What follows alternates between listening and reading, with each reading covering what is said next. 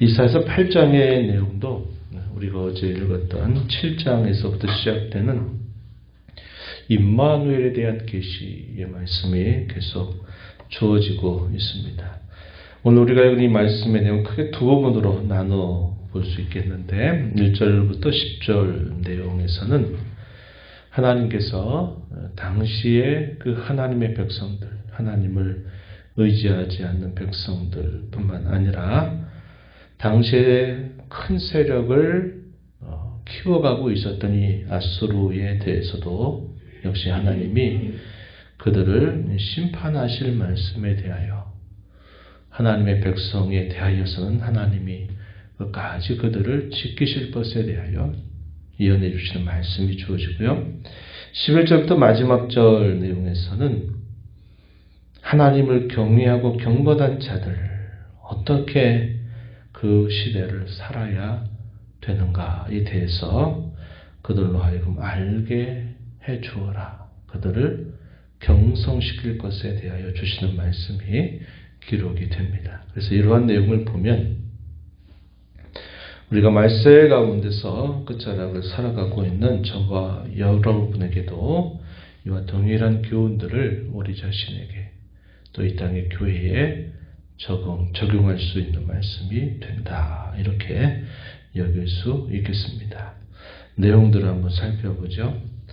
어제 말씀을 드렸는데 당시 역사적인 배경에 관하여서는 그걸 좀 살펴보는 것이 도움이 될 겁니다. 당시에 북이스라엘 나라와 아람 나라가 서로 동맹을 하게 되고 이 두 나라가 동맹을 해서 유다까지 함께 포함해가지고 당시에 큰 세력을 키워가고 있었던 아수르를 대항하기를 원했습니다. 그런데 유다가 그렇게 하지 않겠다 거절을 하게 되니까 이 북이스라엘 나라와 아람 나라가 동맹해서 유다를 공격한 것입니다. 유다를 공격하고 유다가 어려움에 처하게 되니까 누구를 바라보냐면 아수르와 동맹을 맺어서 아수르의 도움으로 이 두 나라의 공격을 막아내려고 한 겁니다. 당시 유다 왕은 아하스 왕이었고 이사야 선지자가 하나님의 말씀을 받아서 절대로 이 두 나라, 동맹했던 이 두 나라를 두려워하지도 말 것이며 그렇다고 아수르 나라를 의지하지도 말고 하나님을 의지해라. 하나님이 지켜주신다고 했다. 이렇게 이사야 선지자가 말을 전하지만 당시의 유다 백성들은 그리고 유다의 왕이었던 이 아스는 그 말씀을 듣지를 않는 것입니다. 바로 그런 상황 속에서 하나님이 이 두 나라의 동맹으로 해서 공격한 것으로부터 하나님이 유다를 보호하시겠다 하는 것에 대한 징조로 임마누엘 아기에 대하여 예언을 했어요. 이게 7장 14절 이하에서 우리가 살펴보는 소위 처음 임마누엘이라고 하는 이 계시가 주어지게 된 배경이 바로 그와 같았다. 우리가 어제 살펴봤고 오늘 우리가 읽어가는 이 말씀에서도 임마누엘이라고 하는 표현이 등장하죠. 그리고 임마누엘이라고 하는 표현 대신에 10절 읽은 말씀에 보면 그 뜻을 풀어서 설명하는 내용도 주어지죠. 하나님이 우리와 함께 하심이니라. 이게 임마누엘의 뜻이죠. 그래서 그 임마누엘과 관계된 계시가 계속 이어지고 있다. 이렇게 우리가 알고 말씀을 보면 좋을 것입니다. 1절과 4절에서 아람과 에브라임에 대한 하나님의 말씀이 주어집니다. 이들이 어떻게 될 것인가에 관하여 하나님이 이사야에게 말씀해 주시는데 우선 하나님께서 이사야 선지자가 어떤 말씀을 하시냐면 서판을 준비해서 통역 문자로 이런 글을 써라 하는 말씀을 주십니다. 1절에 보세요. 마헬 살랄 하스바스. 말이 좀 어렵죠. 이 말의 의미가 뭐냐면 노략물에 속히 이르게 된다 하는 것을 말합니다. 그런 뜻을 가지고 있는 이 말을 서판에 쓰라고 해요. 그리고 그 말에 대하여 증언하게 하겠다. 당시의 제사장 우리야 여베 레기야의 아들 스가랴를 불러서 증언하게 하시겠다 말씀을 하시고, 그리고 시간이 조금 흐릅니다. 이사야가 아내와 더불어 가까이 하게 되면서 임신해서 아들을 낳더니 그 아들의 이름을 그 서판에 썼던 동일한 말로 이름을 지어라 하는 겁니다. 이사야의 첫째 아들의 경우 스알야숲 남은 자가 돌아오리라 하는 이 뜻을 가졌던 첫째 아들은 이사야 선지자가 50여 년 넘게 전했던 메시지의 핵심을 그대로 아들의 이름으로 삼게 된 뜻이고요. 이 둘째 아들의 이름을 마헬 살랄 하스바스라 이렇게 이름을 지어라 그랬습니다. 이것이 무엇을 뜻하는가? 4절에 설명해 주시기를, 이는 이 아이가 내 아빠 내 엄마라가 부를 줄 알기 전에, 아이를 낳고 이 아이가 엄마 아빠 이름을 부른다 할 때는 대개 어느 정도입니까? 한 1년에서 2년 사이 되겠죠. 그런 정도 짧은 기간에 있게 된 일을 말씀하는 거예요. 부를 줄 알기 전 다메섹의 재물, 다메섹은 아람 나라의 수도죠. 그리고 사마리아의 노략물, 사마리아, 북이스라엘의 수도였습니다. 이 두 나라의 노략물 재물이 어디로 옮겨지느냐? 아수르 왕 앞에 옮겨질 것이다. 이게 무슨 말입니까? 아수르 나라에서 망하게 될 것이다 하는 것을 예언해 주는 이름으로 둘째 아들의 이름을 짓게 된 겁니다. 왜 그런가? 이 두 나라가 서로 동맹해서 누구를 치려고 해요? 유다를 치려고 한단 말이죠. 그 일에 대하여 하나님께서 아수르를 통하여 그들을 벌하실 것에 대해서 예언하시는 말씀이 소개가 되고, 그럼 유다는 괜찮은가? 유다도 그렇지 않다는 거예요. 유다도 하나님을 의지하지 않고 주변의 세력을 의지하는 일에 대하여 하나님이 그것을 벌하실 것에 대해서 말씀하시는데, 7절 한번 가서 보십시오. 7절. 그러므로 주 내가 흉용하고 창이란 큰 하수 곧 아수르 왕과 그의 모든 위력으로 그들을 뒤덮을 것이라. 8절 가서 보면 흘러 유다에 들어와서 가득하여 목에까지 미칠 것이다. 무슨 말입니까? 아수르의 이 세력을 크고 흉흉한 하수, 창이란 큰 하수에 비유하면서 그 물이 차고 넘치는데 유다의 목에까지 찬대요. 죽지는 않는데 거의 죽을 정도의 그 위기를 당하게 될 것에 대하여 말씀하신 겁니다. 그럼에도 하나님이 그들을 붙들어 주셔요. 어떻게 해요? 8절 하반절에 임마누엘이여 그가 펴는 날개가 내 땅에 가득할 것이다. 이 말은 하나님께서 유다는 그래도 그 아수르의 큰 세력으로부터 큰 위기를 맞게 되기는 하지만 하나님이 함께 하셔서 그들을 붙들어 주실 것이다. 지켜주실 것이다. 라고 하는 말씀을 전달해 주고 있다는 겁니다. 그리고 나서 당시에 이 심판의 도구로 사용될 이 아수르에 대해서 아수르를 포함한 모든 이방의 나라들에 대한 하나님의 경영, 어떠한 뜻을 가지시는가? 9절 10절에서 말씀해 주세요. 9절 한번 보십시오. 너희 민족들아 함성을 질러보아라. 그러나 끝내 패망할 것이고 너희 먼 나라 백성들아 들어라. 너희 허리를 동이라. 그러나 끝내 패망할 것이고 너희 허리에 띠를 띠라. 그러나 끝내 패망할 것이다. 너희는 함께 기획해 보아라. 그러나 끝내 이루지 못할 것이다. 끝내 시행되지 못할 것이다. 왜냐? 그 이유는 하나님이 우리와 함께 계시기 때문이다. 이방의 민족들, 대표적으로는 아수르 나라죠. 그리고 그 후에 있게 될 모든 이방의 나라들이 아무리 동맹해서 하나님의 백성들을 치려고 하고 그들을 다 삼켜버리고 하려 할지라도 그 모든 일들이 시행되지 못할 것이다. 왜냐? 하나님께서 자기 백성과 함께 계실 것이기 때문이다. 이렇게 말씀을 하시는 겁니다. 그래서 여기서도 임마누엘에 관한 계시가 주어지게 돼요. 이러한 일이 있게 된다는 건 무슨 말입니까? 이제 조만간 하나님은 어떤 일을 행하실 것인가를 말씀해 주시는 것이죠. 그래서 조만간 있게 될 일들은 어떤 일입니까?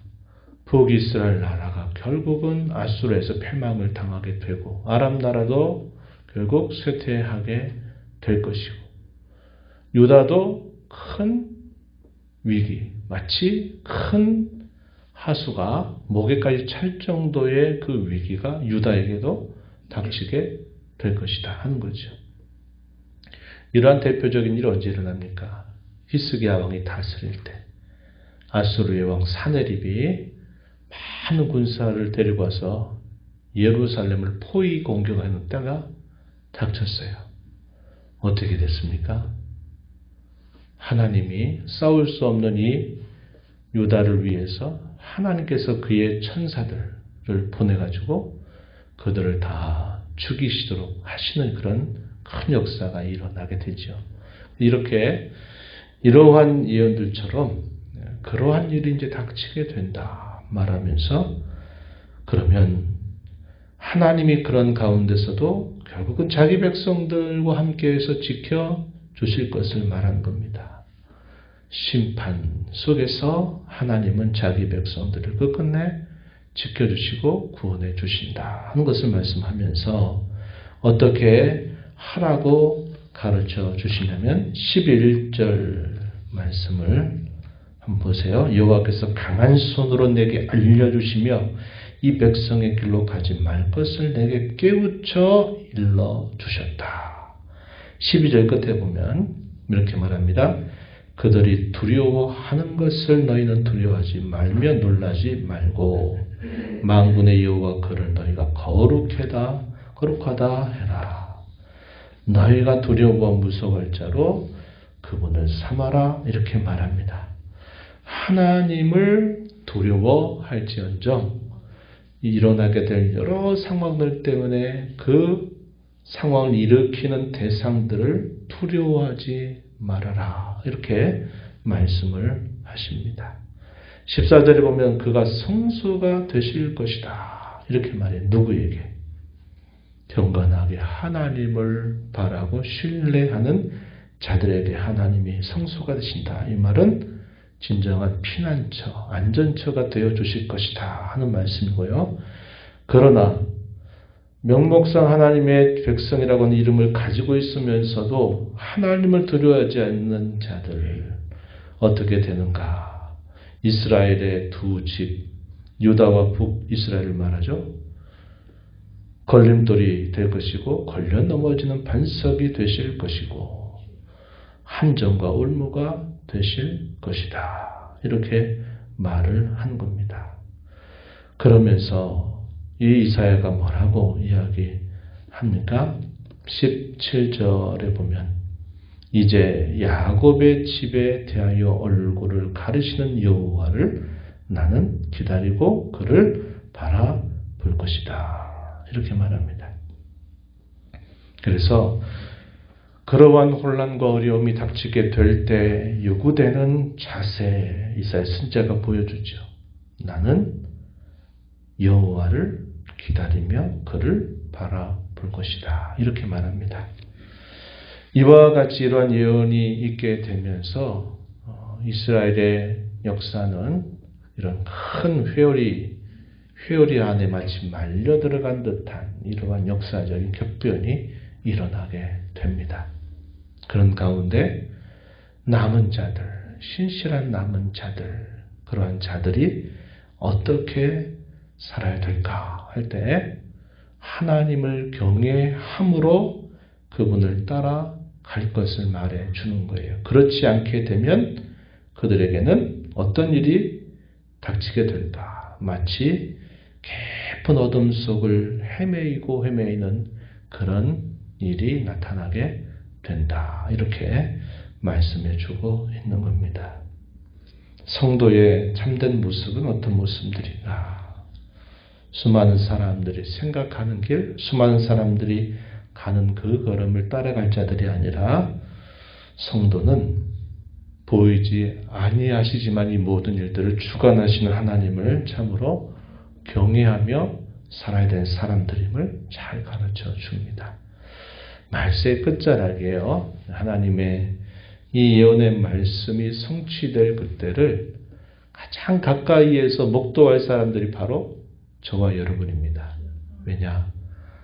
적어도 이 시대에 보여줬던 여러 계시나 역사적인 현상들은 미리 있게 된 일들을 예고적으로 경험하며 살았던 사람들이에요. 그러나 오늘 저와 여러분은 이 모든 계시가 궁극적으로 완전하게 이루어지게 될 가장 가까운 때를 지금 살고 있다 이 말이죠. 어떠한 일들이 우리 앞에 펼쳐지게 될지 우리는 알 수 없어요. 그러나 많은 혼란과 미혹들, 많은 어려움들이 우리를 기다린다. 우리는 생각하게 됩니다. 그럴 때 우리는 어떤 길로 행해야 될 것인가? 하나님께서 우리에게 진정한 피난처와 안전처가 되신다는 사실들을 기억하고 그분이 주시는 그 말씀에 굳게 서는 신앙의 자세를 다짐하고 살아가는 자세가 무엇보다 중요하다 하는 것을 배우게 됩니다. 하나님 말씀을 우리가 가까이 하고 그 말씀을 통해서 우리를 이끄시고 우리를 위로하시고 우리를 새롭게 하시는 그분의 은혜를 힘입어서 우리 남은 삶을 이 믿음의 걸음을 따라서 힘생하는 저와 여러분 되기를 진심으로 바랍니다. 하나님 아버지 감사합니다. 지난밤 저희에게 또 쉼과 안식을 주시고 이 새벽 시간 저희를 깨워주셔서 아버지 앞에 나와 찬양드리며 오늘도 주시는 말씀을 듣게 하심을 감사드립니다.